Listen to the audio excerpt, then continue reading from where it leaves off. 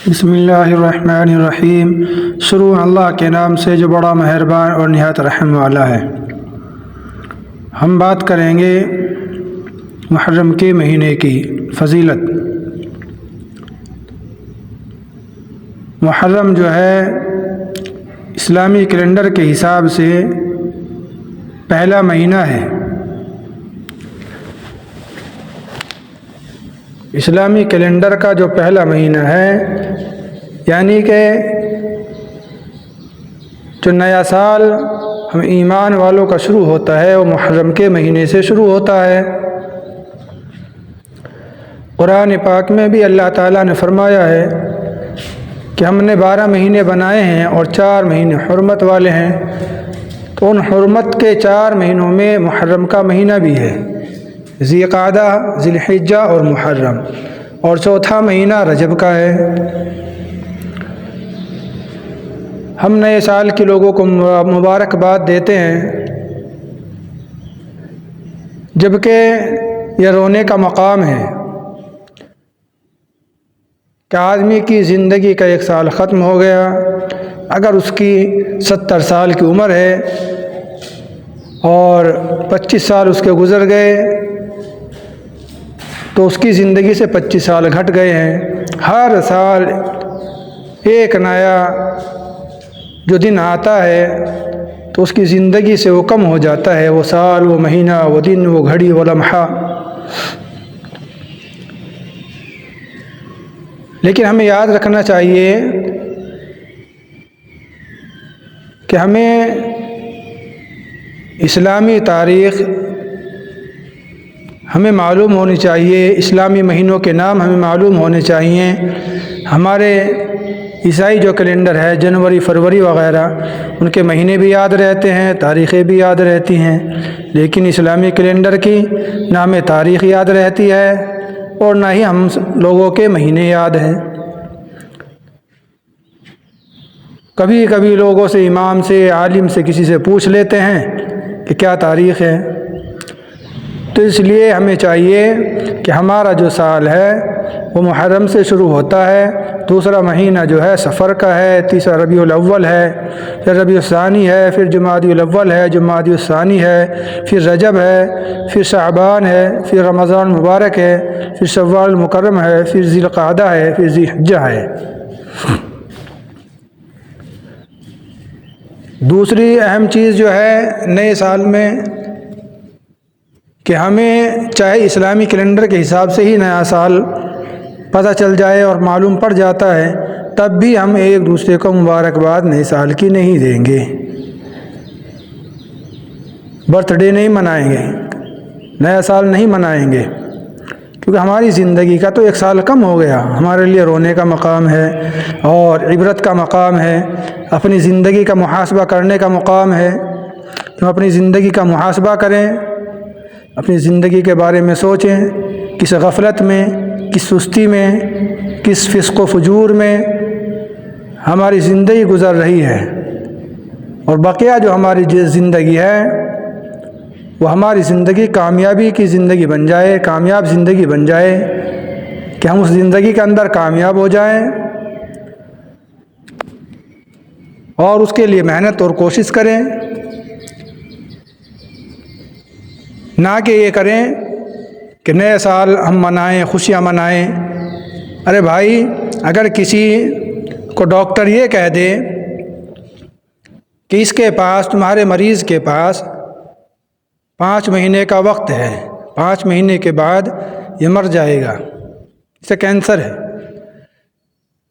اس کے بعد ہم گھر آ جائیں، پھر ایک پہلا مہینہ گزرا تو باقی اس کے پاس کتنے مہینے بچے؟ 4، اور ہم اس 1 مہینے کے گزرنے کے بعد خوشی منائیں، یہ بڑے افسوس کی بات ہے۔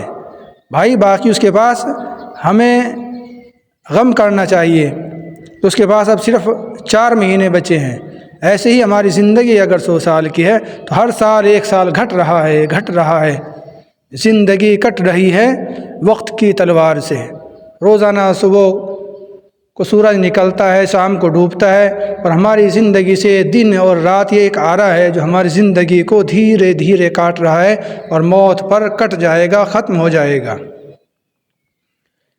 دوسری چیز، اس محرم کی جو فضیلت ہے، اللہ کے نبی صلی اللہ علیہ وسلم نے فرمایا عاشوراء کے دن کا روزہ رکھو۔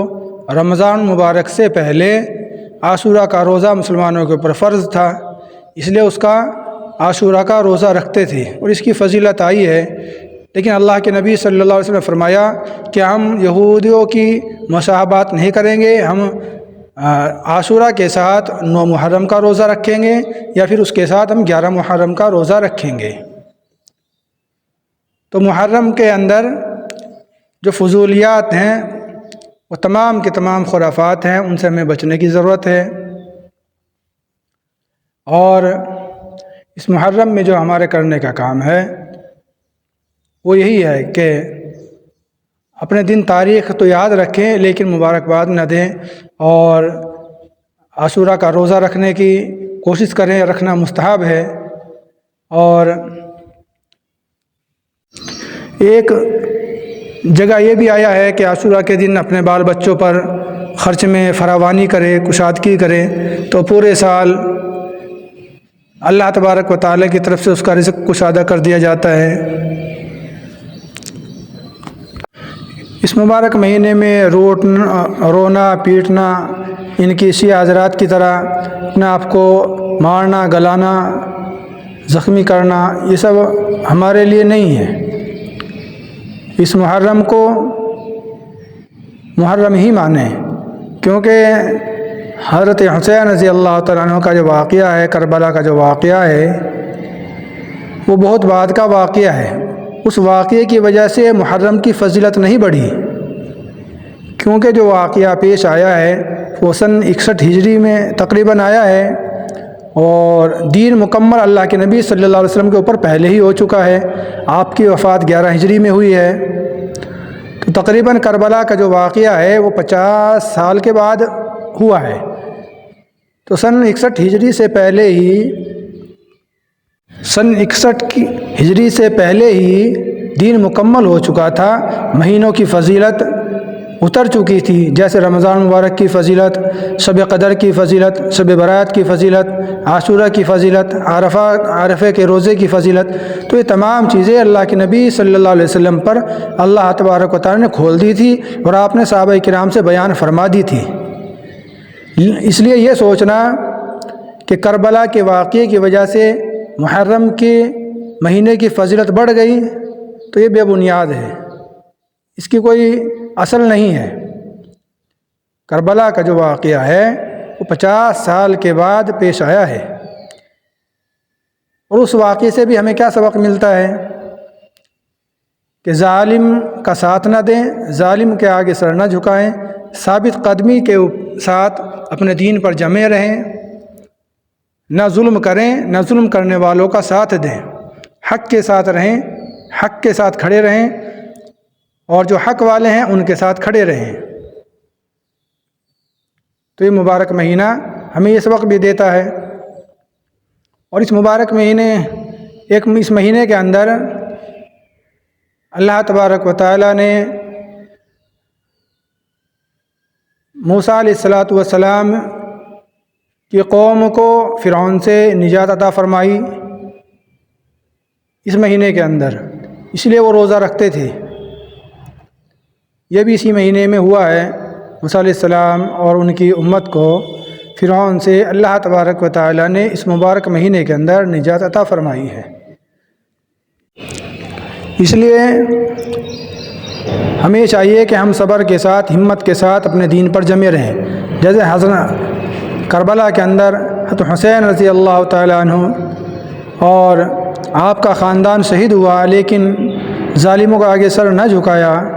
ایسے ہی ہم نے دین کے اوپر ثابت قدمی کے ساتھ کھڑا رہنا ہے، چاہے کتنی مصیبت آئے، پریشانی آئے، دقت آئے، تکلیف آئے، لیکن اپنے دین پر جمے رہیں، سچ کے ساتھ کھڑے رہیں۔ اور کربلا کا میدان ہمیں یہ سبق دیتا ہے کہ ہم ثابت قدمی سے کھڑے رہیں۔ اگر ہم شہادتوں کے اوپر رونے پیٹنے لگیں تو حضرت عمر فاروق رضی اللہ تعالیٰ عنہ کو بھی شہادت نصیب ہوئی ہے اس دین کے اوپر، تو ان کی شہادت پہ بھی ہم رونا پیٹنا کرتے ہیں۔ اور حضرت عثمان رضی اللہ تعالیٰ عنہ ہمارے نبی محمد مصطفیٰ صلی اللہ علیہ وسلم کے داماد ہیں، دو آپ صاحبزادیاں آپ کے نکاح میں ہیں، ذو النورین آپ کو فرمایا گیا ہے، قرآن پڑھتے ہوئے آپ کو مسجد کے اندر شہید کر دیا گیا، تو امت تو اس کے غم کو لے کر بیٹھ جاتی۔ حضرت علی کرم اللہ وجہہ، حضرت حسن حسین کے والد، ان کو بھی شہید کیا گیا۔ یہ شہادتیں ہمیں پیچھے نہیں دھکیلتی، بلکہ یہ شہادتیں ہمیں آگے بڑھاتی ہیں۔ ہمیں ان کو یاد تو رکھنا ہے، ان سے سبق حاصل کرنا ہے، لیکن ان کا ماتم نہیں کرنا، کیونکہ ایمان والے اپنی شہادتوں پر رویا نہیں کرتے۔ اللہ تبارک و تعالیٰ کے راستے میں شہادت پانا یہ تو سب سے بڑا مقام ہے، بہت بڑا مقام ہے۔ اللہ کے راستے میں شہادت پانا، اللہ کے نام پر قربان ہونا۔ اس لیے اس مبارک مہینے کے اندر ہمیں حضرت حسین رضی اللہ تعالیٰ عنہ کا کہ ہم سوگ منائیں، تعزیے نکالیں اور اپنے گریبان پھاڑیں، اپنے کپڑے پھاڑیں، تو یہ دین کے اندر، شریعت کے اندر، صحابہ کرام کے اندر، ان تمام کے اندر ہمیں کہیں یہ چیزیں نہیں ملتی ہیں۔ ہمیں تو وہ کام کرنے ہیں جو کتاب اللہ اور سنت رسول اللہ کے موافق ہو۔ اللہ تبارک و تعالی ہم سب کو کہنے سے سننے سے زیادہ عمل کی توفیق عطا فرمائے۔